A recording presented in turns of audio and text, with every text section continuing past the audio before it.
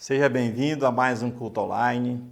Espero que você seja edificado com essa palavra e que o Espírito Santo venha tocar você onde estiver.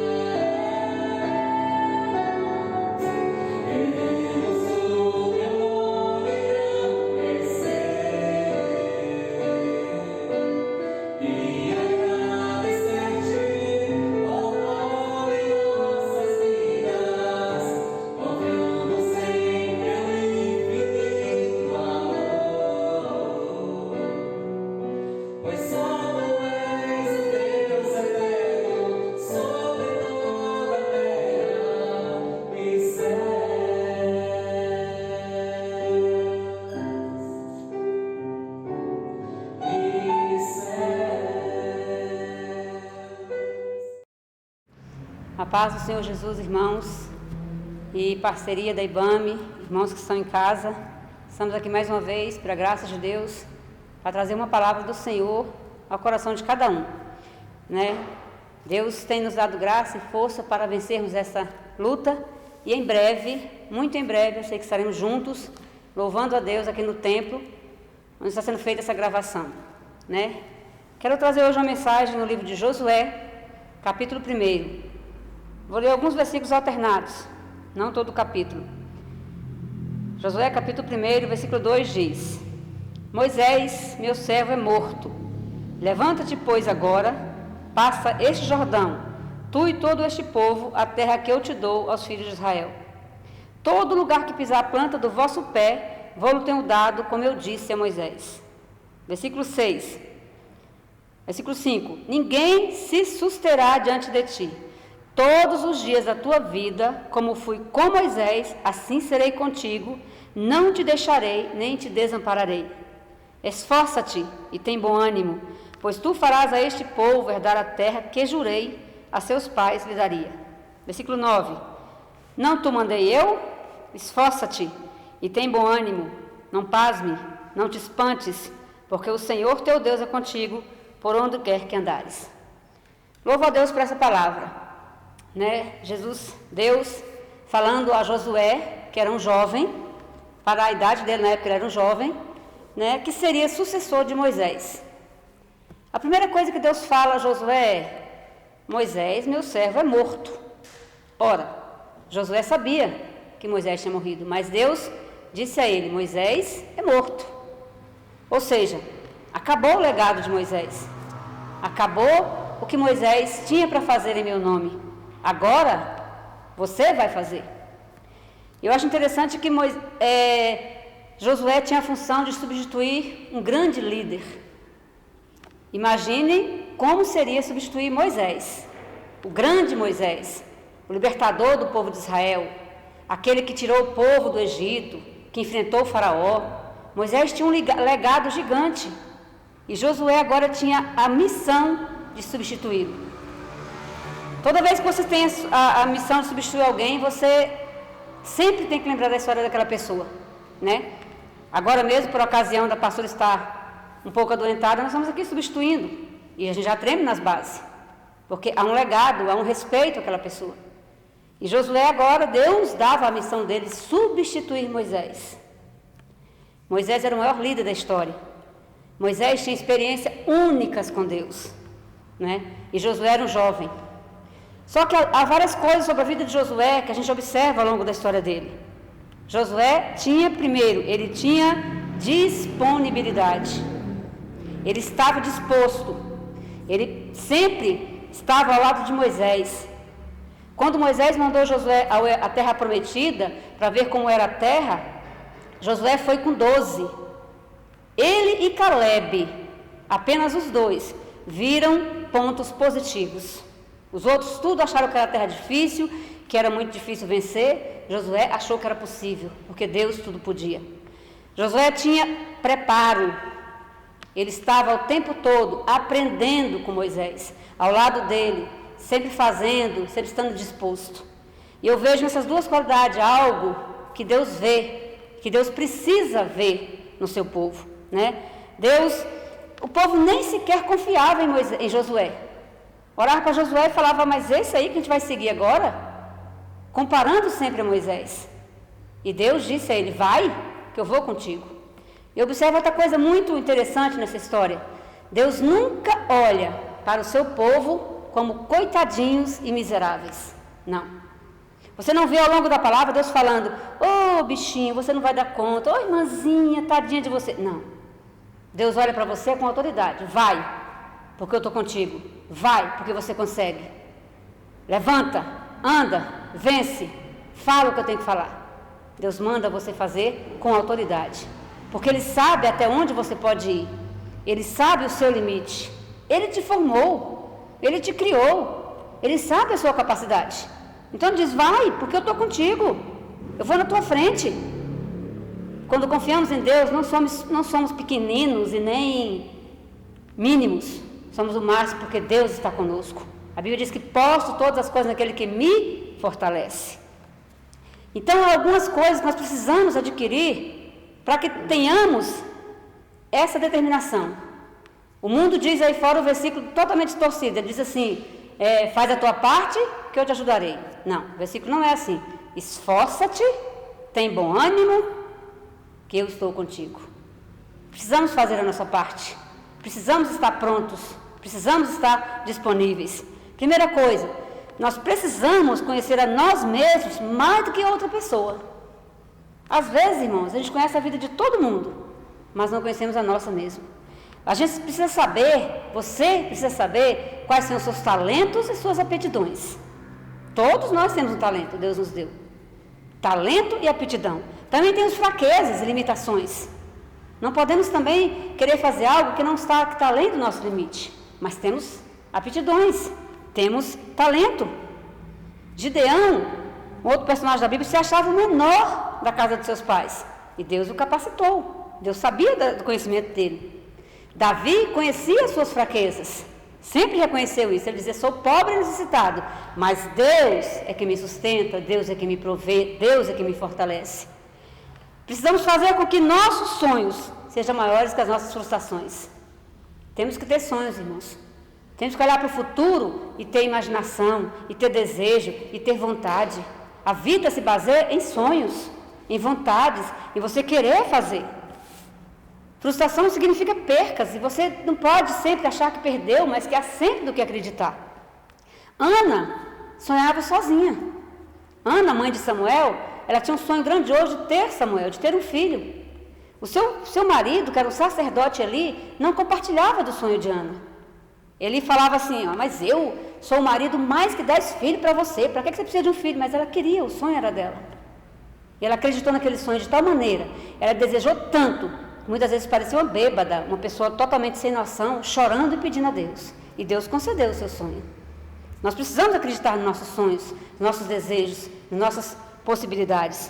O sonho prevê o futuro. E é no sonho que você se prepara. Eu quero fazer isso, eu vou me preparar, vou lutar, porque nós somos capazes, Deus nos deu essa capacidade. Nós precisamos fazer sempre com que o bem prevaleça sobre o mal. A alegria sobressaia a tristeza.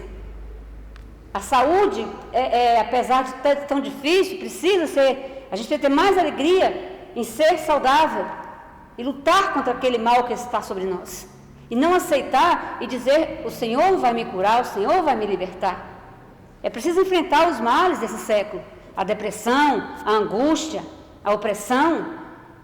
Precisamos acreditar que o bem que Deus tem para nós é maior do que tudo isso que nós passamos. Isso nos faz vencedores, isso nos faz ser um Josué preparado para seguir a guerra, para seguir adiante. Precisamos fazer com que o que norteia a nossa vida seja o dar e não o receber. A gente tem muita dificuldade na palavra dar, porque a gente sempre pensa que dar é financeiro, que dar alguma coisa é dinheiro. Nem sempre, irmãos, nem sempre. Às vezes você não tem dinheiro nenhum, mas você pode dar muitas outras coisas. Você pode dar uma palavra amiga, você pode dar um abraço, você pode dar uma ajuda, um aconselhamento, você pode dar simplesmente uma coisa simples do dia a dia, não somente o dinheiro nem o financeiro. E esse dar, a gente precisa ter mais prazer em dar do que receber. Eu conheci alguém que dava a roupa do próprio corpo, a melhor roupa que ele tinha, ele doava para os outros de fora. Chamava-se Antônio de Souza Moraes. Nunca conheci alguém que tinha tanto prazer em dar do que aquele homem. E nós precisamos ter prazer em dar. Não exatamente o financeiro, mas aquilo que o outro precisa, o outro necessita. Às vezes é uma coisinha simples do dia a dia, que nós temos que fazer e trazer para o dia a dia. E ter prazer nisso. Não é dar por obrigação. As pessoas hoje em dia estão aí com o tal de Facebook, Instagram, vai lá na casa de fulano, dá, tira uma foto. Faz uma coisa e divulga. Não, irmãos. Aquilo que você dá no menos conhecido é o que tem mais valor para Deus. Né? Fazer com que a sua fé seja maior que a sua incredulidade. Você crer que você pode dar e que pode fazer. Jesus fez inúmeras coisas, mas foi pouco reconhecido, pouco divulgado. Hoje nós conhecemos o trabalho de Jesus através das Escrituras, mas na época as pessoas não valorizavam o que ele fazia. E ele simplesmente dava o que ele tinha de melhor. Nós precisamos fazer com que o futuro seja melhor que o nosso passado. Assim como Josué via muitas derrotas, mas via possibilidade de um futuro melhor, nós precisamos ver um futuro melhor do que o nosso passado. E para isso é preciso remover as coisas ruins. A Bíblia diz que nós precisamos limpar o nosso coração, limpar a nossa mente, para que nós possamos olhar para o futuro e ver coisas boas. Não é porque um amigo te traiu que todos vão te trair. Não é porque você sofreu uma decepção com o filho, com o marido, que vai ser sempre assim. Não. O futuro precisa ser melhor do que o passado. E a gente precisa fazer com que a nossa dependência de Deus seja maior que a nossa autossuficiência. Eu posso, eu consigo, eu estudo. Não, eu dependo do Deus Todo-Poderoso para fazer. Josué dependia de Deus, Moisés dependia de Deus. Nós precisamos também depender de Deus. Deus não se agrada com o soberbo. A soberba fez inúmeras pessoas caírem. Foi a soberba que fez Satanás ser lançado do céu para baixo. Ele queria ser mais do que Deus. Ele achava que podia ser maior que Deus. Foi a soberba que fez com que Eva e Adão perdessem o paraíso, que queriam ser mais do que Deus. foi a soberba que fez o grande governador do Egito se transformar num simples animal e virar um bicho, porque achava que era maior do que Deus. Então a soberba não agrada a Deus, né? A gente vê na história Davi foi um dos reis mais ricos da face da terra, né? Davi construiu o templo de Salomão. Ele não usufruiu, mas ele construiu. E ele deixou bilhões, se nós trouxéssemos para o dia de hoje, de dinheiro para construir o templo. Na época ele tinha minas de ouro. E ele deu para a construção do templo naquela época, que equivalia hoje a 8 bilhões de dólares para construir o templo de Salomão. Foi construído tudo no ouro, na pedra preciosa, nas coisas mais belas para agradar a Deus. E ele disse assim, quando ele fez toda essa benevolência: porque quem sou eu e quem é meu povo para que pudéssemos oferecer voluntariosamente coisas semelhantes? Porque tudo vem de ti, e de ti é o que temos. Ele deu e disse ainda que era pouco que ele estava dando. Às vezes a gente fica glorioso com a coisa que alguém dá de grande para Deus, sendo que para Deus você importa o seu coração, é o desapego, é achar que tudo que você tem foi Deus quem te deu. Tudo que você possui foi Deus que te deu. Tudo que eu consegui foi Deus quem me deu. Então, pode voltar para Ele e deve voltar em forma de sacrifício e de doação. Davi também disse lá em Crônicas: o Senhor me livrou das garras dos leões e dos ursos. Ele me livrará das mãos dos filisteus. Então disse Saul a Davi: vai, e o Senhor seja contigo. Davi foi abençoado porque confiou plenamente em Deus. Pecou muito, errou muito, mas sempre reconheceu sua dependência em Deus. O medo de fracassar muitas vezes nos faz perder oportunidades gigantes de fazer alguma coisa grandiosa. É o medo que faz você não seguir adiante. Foi esse medo que Josué não teve, de fazer algo que para ele parecia grande, mas para Deus era possível. Deus é o principal interessado em que a sua palavra se cumpra. Se Ele disse, vai se cumprir.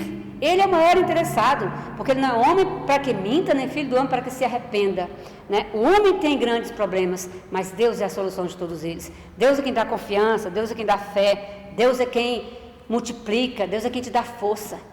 Então nós precisamos hoje de uma geração como a geração de Josué, que se sinta disponível, que se sinta dependente de Deus e que faça coisas grandiosas.